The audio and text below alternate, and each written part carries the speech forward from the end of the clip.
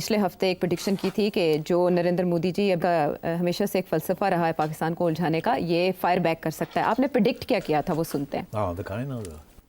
आज नहीं कल, कल नहीं परसों, हर रोज लोग नई नई बातें वहाँ पूछेंगे। अब कांग्रेस भी दिलेरी के साथ पूछेगी और मीडिया में जो लोग चुप थे बेचारे, डर था कि उठा के ना ले जाएं, डिसअपेयर ना कर दें, जिनको उन्होंने उनके चैनल्स बंद कर दिए, उनके ट्विटर अकाउंट्स बंद करा दिए, वेबसाइट बंद कर दी, अब वो बोलना शुरू करेंगे और बहुत सी बातें निकलेंगी। आप देखिएगा, यही इंडियन मीडिया जो है अब सवाल करना शुरू करेगा अपनी क्रेडिबिलिटी को बचाने के लिए, जो कि ये बातें करते रहे हैं, जिस किस्म की फजूल बातें करते रहे हैं, अब अपने आप को बचाने के लिए, क्योंकि आवाम तो कहेगी आपने you are part of the falsehood, आपने जो कुछ किया है। तो अब यही लोग अपने आप को बचाने के लिए तनकीद करेंगे कि हमें मिसलीड किया गया, हमारे साथ झूठ बोला गया, हमें एंड सो ऑन।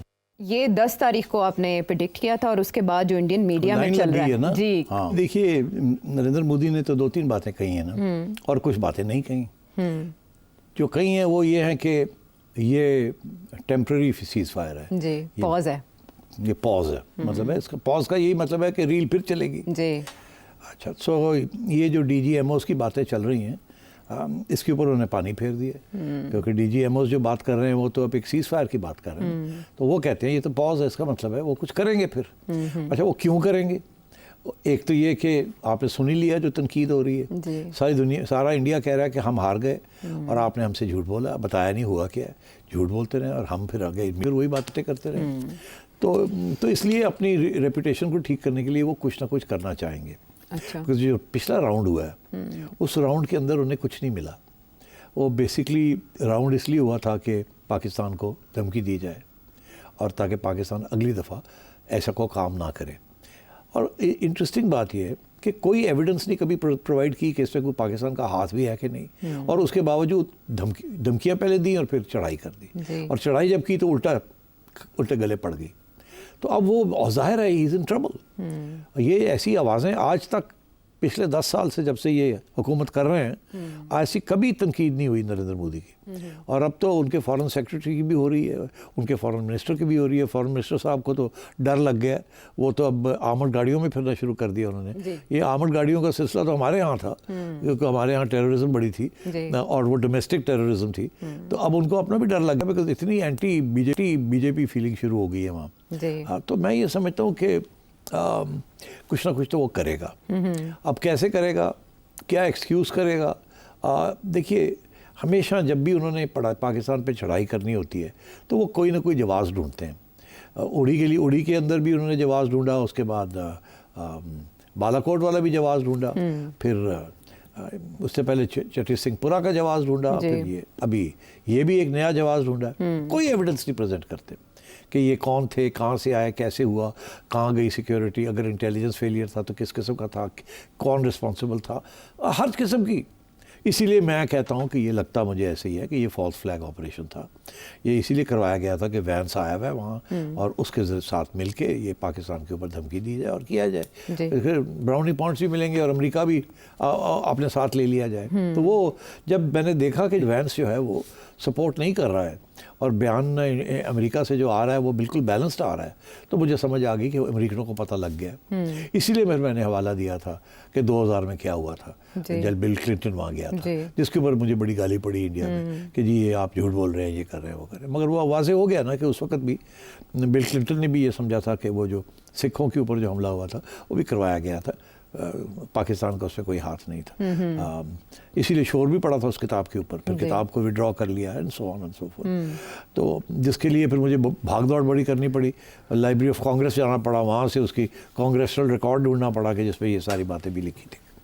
अच्छा, तो एनीवे अभी भी वो तस्लीम करने के लिए तैयार नहीं है कि ये हकीकत है, और इंडिया जब भी कोई कार्रवाई करनी होती है कोई ना कोई जवाब ढूंढ के करता है वो। तो अब ये है कि बहुत से सवाल खड़े हो गए ना, एक का भी जवाब नहीं इंडिया ने दिया, तो लोग ये पूछ रहे हैं बिल्कुल एक का भी जवाब, एविडेंस के तो एक पॉइंट भी सामने नहीं आया। भी उन्होंने हमें नहीं बताया कि वो जो सिक्योरिटी फोर्सेस थी वो कहाँ गई। 7 लाख के करीब फौज थी आपकी, किधर तैनात थी? उससे पहले लोग वहाँ जाते रहे हैं सैर सपाटे के लिए, और वहाँ 3-3 लेयर सिक्योरिटी के थे एंड सो ऑन। तो खैर बहुत से सवाल हैं, एक का भी जवाब नहीं दिया। इसीलिए तो इंटरनेशनल कम्युनिटी इनका साथ नहीं दिया, एविडेंस कोई नहीं प्रेजेंट की। अच्छा, दूसरी चीज़ ये कि इनका ये ख्याल था कि ये क्या है, दुनिया इनकी बात मान जाएगी और इनको सारी इंटरनेशनल कम्युनिटी पाकिस्तान को कंडेम करेगी, बिकॉज हमारा अनफॉर्चुनेटली रेपुटेशन हाल में इतनी अच्छी नहीं थी। तो इनका ये ख्याल था हमें सपोर्ट मिल जाएगा। और स्पेशली वैंस वहाँ आया हुआ है, बीवी उसकी इंडियन अमेरिकन, उसको ताजमहल भी दिखाया जा रहा है, जफ्फियाँ भी पाई जा रही हैं, बच्चे भी, उसके बच्चे जो है नरेंद्र साहब की गोदी में भी बैठे हुए हैं एंड सो ऑन। तो इस किस्म के इशू थे। तो मगर वो नहीं हुआ ना जी। सो नो एविडेंस, उसके बाद no support from America, right. और लास्ट इक्वल कर दिया अमेरिका ने पाकिस्तान और इंडिया को जी, जो एक और शॉक पड़ा। तो ये 3 shocks one after the other. उसके बाद इन्होंने सोचा कि अब कुछ करें। तो जब इन्होंने जो कुछ किया उसके भी हवाला हमारे पास है कि क्या हुआ, कैसे हुआ। हाँ, लेकिन उस पर बहुत से अभाव है। सेठी साहब, ये जो आपने पॉइंट्स बताए उससे जो जहन में मेरे सवाल आ रहे हैं वो आगे चल के मैं आपसे पूछूंगी, लेकिन जब हमने लास्ट शो किया था तब सीज फायर हुआ था और आपने फिर पॉसिबिलिटीज़ बताई थी। अब जो सवाल लेकर जहनों में अभाव है वो बहुत से हैं। सबसे पहला ये है कि किसकी स्ट्राइक्स ज़्यादा मौसर थी, फिर S-400 तबाह किया गया या नहीं किया गया, क्योंकि नरेंद्र मोदी जी साइट पर पहुँच गए, लॉन्चर्स के सामने उन्होंने तस्वीर बनाई है। फिर जो इंडिया में ड्रोन्स गई वो किसकी थी, और जहाज़ कौन से गिरे, किसके कितने गिराए गए, और पाकिस्तान को रिटेलिएट करने पर मजबूर किस अमल ने किया था, कौन सी रेड लाइन थी जो क्रॉस हुई और पाकिस्तान ने रिएक्ट किया, और फिर DGMOs में से किसने पहले राब्ता किया सीज फायर के लिए, क्योंकि इंडिया के क्लेम्स और हैं और पाकिस्तान ने इनकार कर रहा है। इसके अलावा ये सीज फायर, इसके लिए रिक्वेस्ट किसने की थी, अगर आप बताएं। ये सारा सब यही पूछ रहे हैं। इंडिया ने तो जवाब बताया ही नहीं ना, इसका जवाब तो दिया ही नहीं। आखिर में ये कहा कि पाकिस्तान ने कहा था कि सीज फायर करें। ठीक, अब हुआ क्या, यहाँ इसहाक डार साहब ने 2-3 दफ़ा फॉरेन मीडिया को बताया किस तरीके से सब कुछ हुआ, मगर देखिए हमें कुछ हकीकत का पता है, उससे आप कहानी बना सकते हैं बड़ी आसानी के साथ कि हुआ क्या। कोई इसमें रॉकेट साइंस नहीं है। जब इंडिया ने अटैक की तो पहल तो इंडिया ने की, ठीक, ये कहा कि टेररिस्ट कैंप्स हैं। अब कैंप का जो मतलब होता है वो कुछ और ही होता है ना, ये तो नहीं होता कि शहर के किसी एक छोटे से घर के अंदर कोई कैंप लगा हुआ है। आप ये कह सकते थे कि टेररिस्ट के ऑफिसेज हैं, आप ये कह सकते थे कि जिहादियों के दफ्तर हैं, दफातर हैं, या उनकी एजुकेशनल इंस्टीट्यूशन है। ये कहना कि कैंप है, कैंप का तो जो आप जहन में जो आता है ना, कैंप ये होता है जहाँ हथियार, आर्म्ड लोग बैठे हुए हैं, ट्रेनिंग हो रही है, भाग दौड़ हो रही है, फायरिंग हो रही है, उसको कैंप कहते हैं। टेंट लगे हुए हैं, ठीक, और जहाँ वो ट्रेनिंग हो रही है और लोग रेफ्यूजीज हैं, दैट्स अ कैंप। तो ये कैंप वैम्प तो थे नहीं। तो पहले तो ये पाकिस्तान पे इल्ज़ाम लगा दिया विदाउट एविडेंस। दूसरा ये झूठ कि हमने कैंपों के ऊपर अटैक किया, कैंप शैम्प तो थे नहीं वहाँ। कौन सा मुरीद के अंदर कोई कैंप है यार, गिव मी अ ब्रेक, ठीक। और वो हमने तो दिखाया वहाँ एक हेल्थ यूनिट है या एक मदरसा है। अच्छा, अब मदरसे are not camps. Similarly in Bahawalpur madrasas are not camps and so on. अच्छा, चले फिर आगे ये कि जी हमने तबाह कर दिए, हमने ये कर दिया, हमने वो कर दिया। हमने तस्वीरें दिखाई हैं कि किसी का छत गिरी हुई है, किसी का ये, किसी का वो, नो बिग डील। अच्छा, अब फिर ये कहा कि जी उसकी फैमिली मार दी, हमने ये कर दिया, कोई एविडेंस नहीं जी। तो इस किस्म की प्रोपेगेंडा मैसिव किया। जब ये सो कॉल्ड कैंप्स के ऊपर मिसाइल्स मारी जी, उसके बाद स्टैंड ऑफ हो गया, हमारे जहाज चढ़ गए ऊपर, इनके जहाज आ गए, ऐसे ही है जी, ऐसे ही है। और वहाँ एक अक्रॉस द बॉर्डर किस्म की डॉग फाइट हुई जिसके ऊपर बड़ी बातें हुई हैं, ठीक है। और हमने कहा कि हमने उनके 4 या 5 गिरा दिए, ये कहे, इन्होंने कहा कि हमारा कोई नहीं गिरा, ऐसे ही है। मगर उसके बाद क्या हुआ, उसके बाद ये हुआ कि इन्होंने ड्रोन्स भेज दिए, ऐसे हुआ। पाकिस्तान ने कहा सिविलियन आबादी को टारगेट किया गया और इन्होंने ड्रोन्स भेजने शुरू कर दिए। इन्होंने ड्रोन्स भेजने शुरू कर दिए। जब इन्होंने ड्रोन्स भेजने शुरू कर दिए तो उस वक्त रात का वक्त था जी, और इन्होंने फिर अटैक किया ऑन नूर खान एयरबेस जी, और बाकी इधर भी किया, उधर भी किया, ऐसे हुआ जी जी। और हमने उस वक्त 1 बजे एक फ़ैसला किया, उस रात को 9 और 10 की रात को हमने एक फ़ैसला किया अपेरेंटली कि अगर इन्होंने कुछ किया अब तो हमें स्ट्राइक करना पड़ेगा। उस वक्त तक हम रिस्ट्रेंट शो कर रहे हैं जी।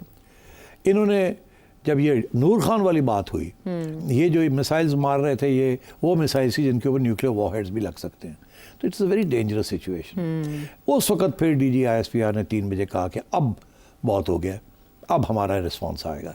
फिर इन्होंने अपने रिस्पांस में उनके एयर बेसिस को टारगेट किया, यही हुआ ना जी। अच्छा, अब हाथ से बात बढ़ती जा रही थी कि अब इसके बाद क्या होगा। जिसके दौरान Iran, Turkey UAE, Saudi Arabia ये हरकत में आ गए। अच्छा। इन्होंने इंडिया के साथ भी रब्ता किया और पाकिस्तान के साथ भी रब्ता किया कि ये एस्केलेशन हो रही है।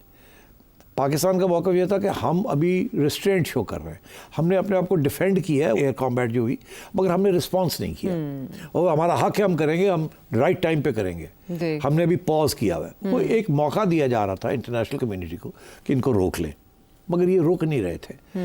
वो जो आखिरी रात को जो कि इन्होंने जब अटैक किया, वी डिड दिस। उसके बाद क्या हुआ कि मेरा ये ख्याल है कि हुआ ये कि एक सिग्नलिंग हुई, क्योंकि नूर खान एयरबेस जो है वो करीब है कमांड एंड कंट्रोल सेंटर है, एक आध 1.5 किलोमीटर के दूर पे। तो पाकिस्तान ने अनाउंस किया कि हम एक nuclear command and control authority की मीटिंग करने लगे हैं। हाँ। ये एक सिग्नल था, दरअसल मीटिंग हुई नहीं, ये सिर्फ बात हुई। ये पहुंच गई अमेरिका तक, जाहिर है यहाँ बैठे हुए सारे मॉनिटर कर रहे हैं। ये सिग्नलिंग थी कि देखे अब हमने सोचना पड़ेगा क्या हमने करना है। और ये भी खबरें आई है कि कुछ मूवमेंट भी हुई थी। नहीं, कोई मूवमेंट नहीं हुई। अच्छा। हाँ। उसके बाद जब अमेरिका ने फ़ौरन फ़ोन उठाने शुरू कर दिए कि ओए रुक जाओ की होया। हमने कहा जी ये कर रहे हैं, इनको आप रोकें, हमारे पास अब कोई चारा नहीं। हमने बहुत तहम्मुल के साथ काम किया। ठीक।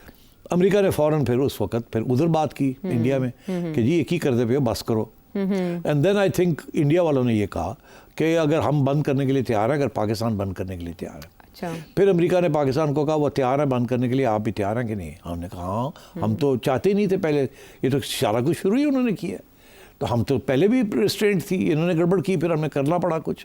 तो अगर वो तैयार है तो हम भी तैयार हैं। अच्छा। That's how it happened. फिर अमेरिका ने ये और इंडिया को कहा वो भी तैयार है, आप भी तैयार है, एक सीज फायर करें और 4:30 बजे इंडियन टाइम और 5 बजे ये cease fire will come into effect. ये बात इंडिया के साथ हो गई और पाकिस्तान को आगाह कर दिया गया। ठीक। उसके बाद डोनाल्ड ट्रंप ने जाके सारी क्रेडिट ले ली और इंडिया जो है वो समझ नहीं आई हुआ क्या हमारे साथ, क्योंकि वो तो मानते ही नहीं थे कि कोई तीसरा मुल्क आए और हमारी सुलह सफाई कराए। हाँ। तो और वो तीसरा मुल्क क्या आया, वो तो सारी क्रेडिट ले गया, सारी क्रेडिट और फिर उसने कश्मीर का भी जिक्र कर दिया। तो वो दिन और आज का दिन है कि वो अमेरिका की जो तनकीद हो रही है इंडिया के अंदर और नरेंद्र मोदी की, ये आपने किया क्या है? क्या किया? हमें मरवा दिया आपने, पहले एयरफोर्स मरवा दिया आपने, आपको तैयारी नहीं थी, आपको पता नहीं था कि उनके हाथ उनका और चाइना का ग्रिड क्या है, आपने वो हमारे गिरा दिए और ऊपर से फिर आपने अमेरिका को इन्वॉल्व कर दिया और अमेरिका जो है उसने कश्मीर का भी बात कर दी, पाकिस्तान को हमारे साथ इक्वेट कर दिया, हमारी बात नहीं सुनी। और by the way Donald Trump तो और भी आगे चला गया, वो भी किसी को डिस्कस करते हैं।